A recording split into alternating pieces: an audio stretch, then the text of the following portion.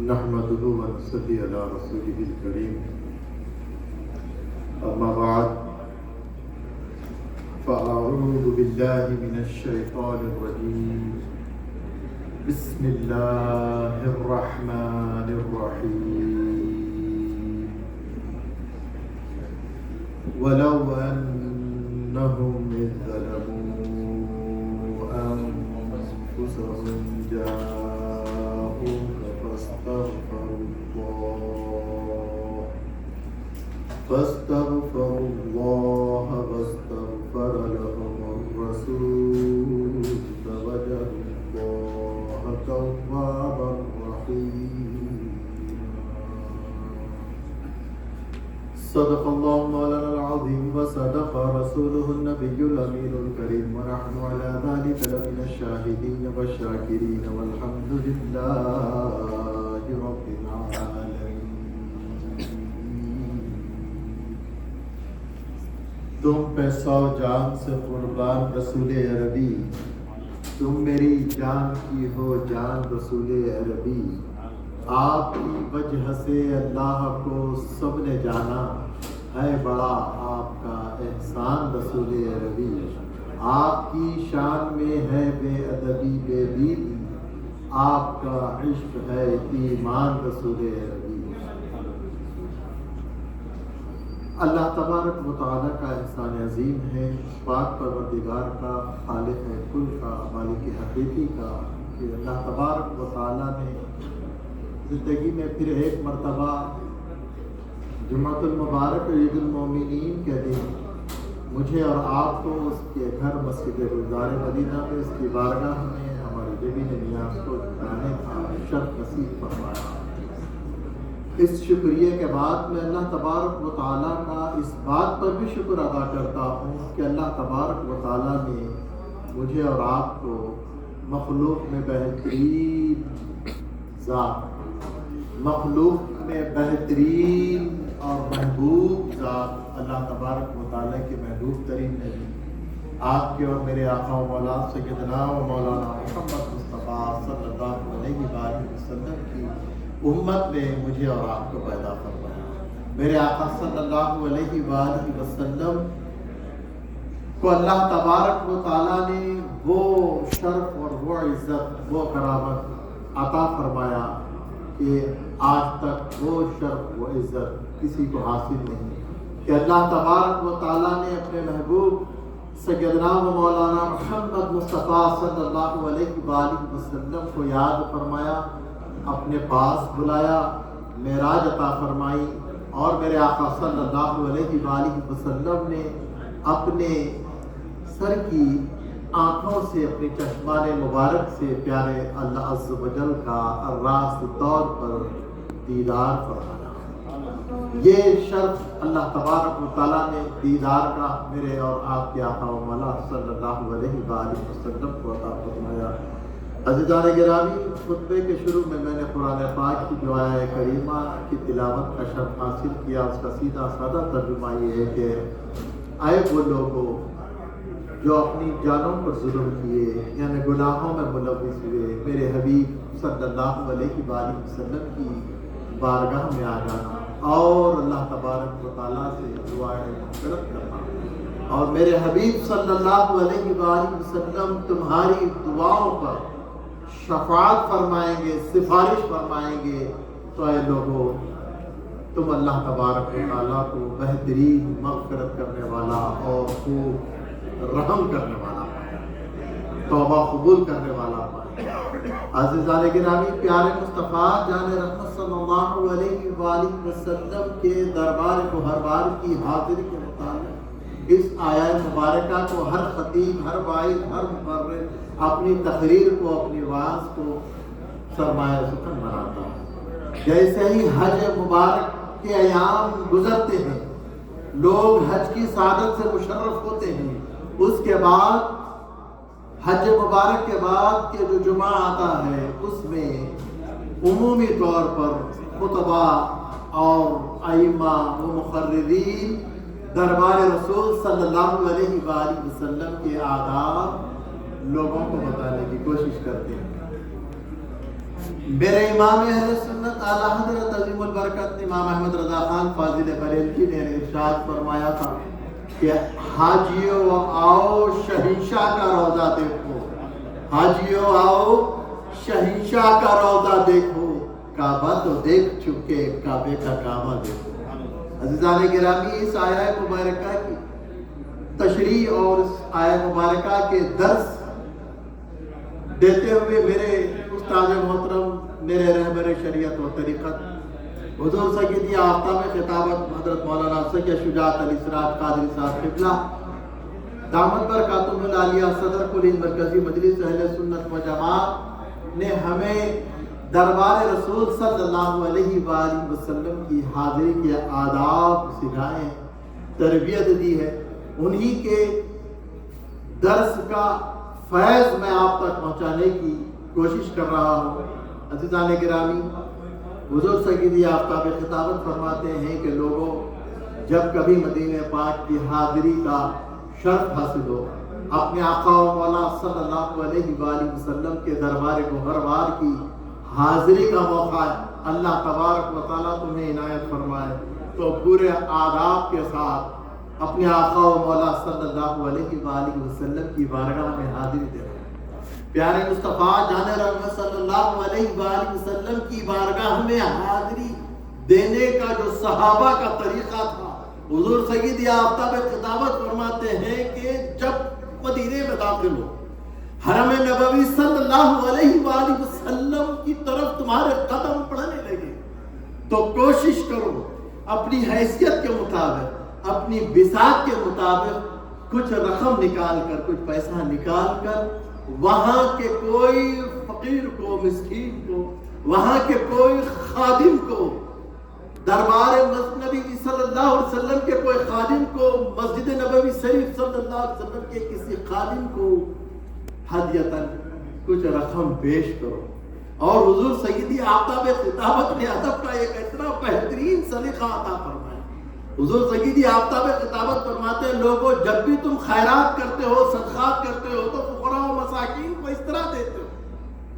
ہاتھ جیب میں ڈالتے ہو، فقراء و مساکین کو اس طرح ہاتھ کر کے دیتے ہو، لیکن خبردار یہ دربار نبی صلی اللہ علیہ وآلہ وسلم ہے، یہاں آداب کو ملوث رکھنا۔ لوگوں، جب بھی خادم نبی صلی اللہ علیہ وآلہ وسلم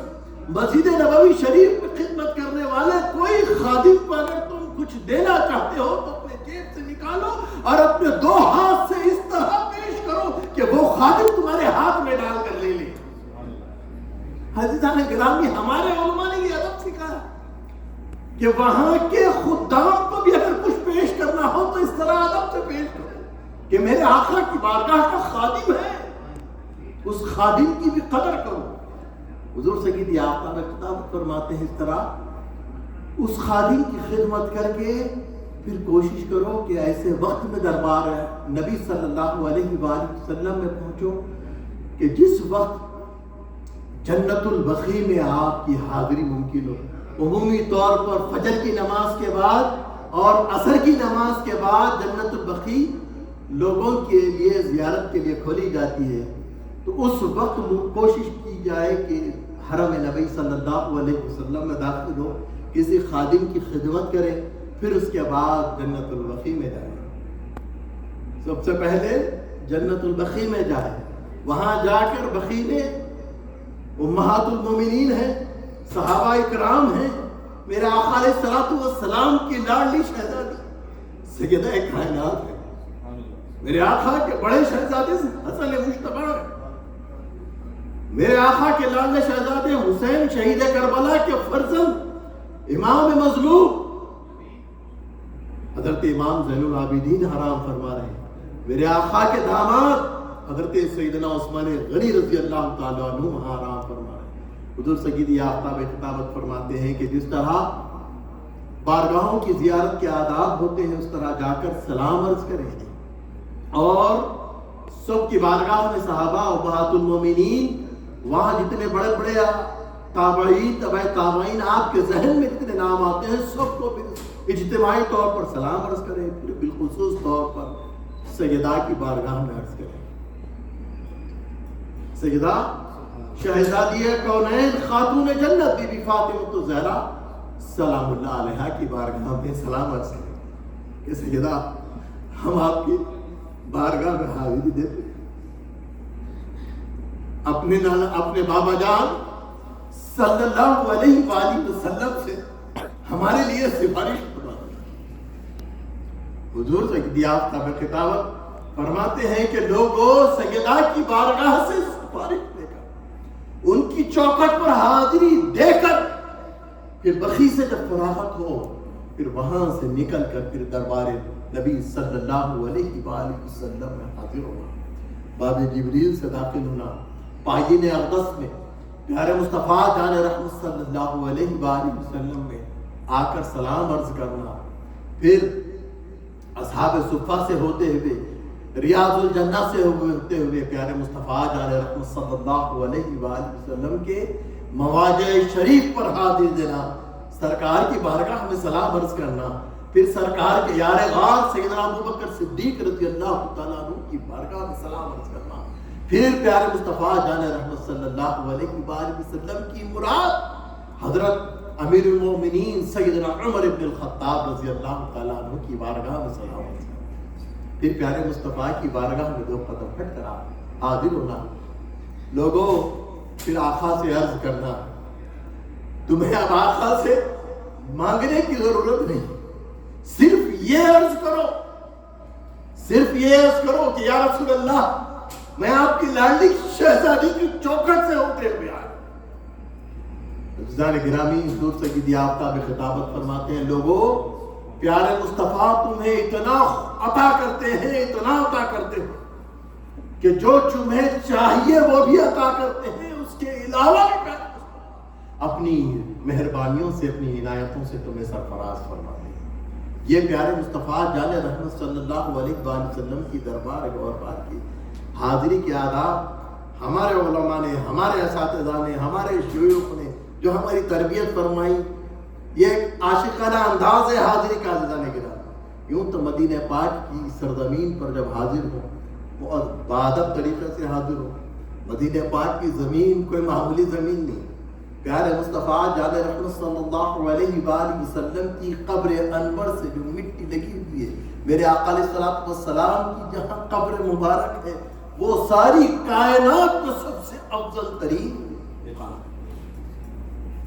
پیارے مصطفیٰ جان رحمت صلی اللہ علیہ وآلہ وسلم کا یہ جو مدینہ ہے، مدینہ شہر ہے، شیخ تفسیر روح البیان میں یہ خلاصہ آتا ہے کہ حضور معاف کیجیے، تفسیر روح البیان میں یہ واقعہ صاحب تفسیر روح البیان نے بیان کیا ہے کہ حضرت سلیمان علیہ السلام جنہیں ساری دنیا کی بادشاہت اور اللہ کی ساری مخلوق کی بادشاہت عطا کی گئی، کہ حضرت سلیمان علیہ السلام کی حکومت ساری روئے زمین پر تھی، سارے انسانوں پر تھی، جنات پر تھی، چرند پرند جانور اور پرندوں پر تھی، ہواؤں پر تھی، دریائی مخلوق پر حضرت سلیمان علیہ السلام کی حکومت، انہیں ساری مخلوق کی بادشاہ حضرت سلیمان علیہ السلام۔ آپ کا بہت بڑا تخت تھا، جب آپ اپنے تخت پر متمکن ہوتے تھے، جلوہ فرما ہوتے تھے، تو آپ کے وزراء اور آپ کے جن جو خدمت گزار ہوتے تھے تخت کے کارنرز پر کھڑے ہوتے اور آپ کا تخت آپ کے حکم کے مطابق لے کر ساری زمین کی سیر آپ جہاں فرماتے ہیں وہاں پر لے کر جاتے ہیں۔ عزیزان گرامی، جیسے ہی آپ کا تخت گزر رہا تھا، جب مدینہ شہر کا حصہ آیا، حضرت سلیمان علیہ السلام نے حکم دیا کہ رک جائے، تخت رک جاتا ہے، زمین پر اتر جاتا ہے۔ حضرت سلیمان علیہ السلام اپنے اصحاب کے ساتھ اور اپنے خدام جنوں کے ساتھ اتر کر اس زمین سے پیدل چلتے ہوئے شہر کو عبور کرتے ہیں۔ جب مدینہ شہر کا حد ختم ہوتی ہے، پھر حضرت سلیمان علیہ السلام حکم دیتے ہیں کہ تخت حاضر کیا جائے، تخت حاضر کرتے ہیں، پھر آپ جلوہ افروز ہوتے ہیں اپنے اصحاب کے ساتھ، اپنے وزراء کے ساتھ، پھر تخت اڑنا شروع کرتا ہے۔ آپ کے اصحاب نے آپ سے پوچھا یا اللہ کے نبی سلیمان علیہ السلام یہ کیا معاملہ ہے؟ ساری روئے زمین کی سیر کی جا رہی ہے تو تخت پر اڑتے ہوئے متمکن ہو کر حالات کا جائزہ لے رہے ہیں، لیکن یہ کیا بات کہ ایک زمین کا ایک ٹکڑے پر آپ رکے، احتراماً اکراماً زمین کے خطے پر آپ پیدل چلتے ہوئے اس کو عبور کیا، پھر تخت پر متمکن ہو گئے۔ تو حضرت سلیمان علیہ السلام نے میرے اور آپ کے آقا و مولا صلی اللہ علیہ وآلہ وسلم سیدنا و مولانا محمد مصطفیٰ صلی اللہ علیہ وآلہ وسلم کی خوشخبری دی۔ فرمایا کہ آخری زمانے میں سیدنا محمد مصطفیٰ صلی اللہ علیہ وآلہ وسلم جلوہ افروز ہوں گے، وہ خاتم النبیین ہوں گے، ان پر نبوت ختم کر دی جائے گی، وہ آخری نبی ہوں گے اور وہ تمام انبیاء کے سردار ہوں گے، اور ان کی جائے مقام، ان کی آخری آرام گاہ یہی ہوگی جسے مدینۃ المنورہ کہا جاتا ہے۔ تو میں ان کے ادب اور احترام میں کہ یہ آنے والے نبی آخر الزمان سیدنا و مولانا محمد مصطفیٰ صلی اللہ علیہ وآلہ وسلم کی آخری آرام گاہ مدینۃ الرسول سے گزر رہا ہوں، تو میں نے اپنے تخت کو حکم دیا اور احتراماً اکراماً پیدل چلتے ہوئے اس زمین کو عبور کیا۔ عزیزان گرامی، اب آپ اندازہ لگائیں کہ مدینے کی کیا حرمت ہے۔ مدینہ تو نبی صلی اللہ علیہ وآلہ وسلم کے بہت فضائل ہیں، کئی احادیث مبارکہ میرے آقا علیہ الصلوۃ والسلام کے شہر مقدس کے آئے ہیں کہ مدینہ پاک کی خاک بھی شفا ہے۔ پیارے مصطفیٰ جان رحمت صلی اللہ علیہ وآلہ وسلم مدینہ پاک سے اگر باہر تشریف لے جاتے، پھر جب صحابہ اکرام کے ساتھ مدینے میں داخل ہوتے، تو جب صحابہ کے ساتھ مدینے میں داخل ہوتے تو اس وقت یہ ہوتا تھا کہ جب کسی کا داخلہ شہر میں ہوتا تو شہر کے تمام لوگ استقبال کے لیے مدینے کی سرحدوں پر چلے جاتے۔ تو پیارے مصطفیٰ کی جب آمد ہوتی تو سارا مدینہ پیارے مصطفیٰ کے استقبال کے لیے پہنچ جاتا اور پیارے مصطفیٰ کا استقبال کرتے اور مدینہ پاک میں لے کر آتے۔ تو لوگوں کے کثیر ازدحام کی وجہ سے گرد و غبار اڑتی تھی، تو چہروں پر کپڑوں پر گرد و غبار مدینے کی پڑتی تھی۔ روایت میں آتا ہے کہ پیارے مصطفیٰ جان رحمت صلی اللہ علیہ وآلہ وسلم لوگوں کو منع کرتے تھے، جب لوگ گرد و غبار کو جھاڑنا چاہتے تو لوگوں کو منع کرتے اور خود بھی یہ عمل نہ فرماتے۔ آقا فرماتے لوگوں یہ مدینے کا گرد و غبار تمہارے لیے شفا ہے، تمہاری بیماریوں کے لیے شفا ہے، اس کو صاف نہ کرو۔ مدینے کے گرد و غبار میں یہ، اب آپ اندازہ لگائیں کہ صاحب مدینہ مختار نبی صلی اللہ علیہ وآلہ وسلم کے دربار گوہروار کی کیا بات۔ عزیزان گرامی، حضرت شیخ عبدالحق محدث دہلوی رحمۃ اللہ، جو بر صغیر ہند میں امیر المومنین فی الحدیث کہلاتے ہیں، حدیث کا علم بر صغیر عرب سے، عرب و عجم سے جو ہے لے کر آئے ہیں بر صغیر ہند عجم، تو وہ شیخ عبدالحق محدث دہلوی رحمۃ اللہ علیہ کی ذات ہے۔ شیخ محقق فرماتے ہیں، جذب القلوب آپ کی کتاب ہے، اس میں آپ تحریر فرماتے ہیں فقیر کا یہ ذاتی تجربہ ہے۔ اب آپ دیکھیں، ہمارے محدث کا عالم خود فرماتے ہیں کہ فقیر کا یہ ذاتی تجربہ ہے کہ جب اپنی زندگی کے ایام میں مجھے خیام مدینہ کا شرف حاصل ہوا، اس وقت میرے پاؤں میں ورم کی بیماری ہو گئی تھی، میرے پاؤں سوج گئے تھے، چلنا پھرنا دشوار ہو گیا تھا۔ تو جب میں نے احادیث مبارکہ پڑھا تھا کہ خاک مدینہ میں، مدینے کی خاک میں، مٹی میں شفا ہے، تو میں نے اپنی بیماری کو دور کرنے کے لیے مدینے کی مٹی لے کر اپنے پاؤں پر ملا، اور الحمدللہ فقیر شفا یاب ہو کر مدینے سے لوٹا۔ شیخ محقق شیخ عبدالحق محدث دہلوی رحمۃ اللہ علیہ۔ عزیزان گرامی، اللہ تبارک و تعالیٰ سے دعا کریں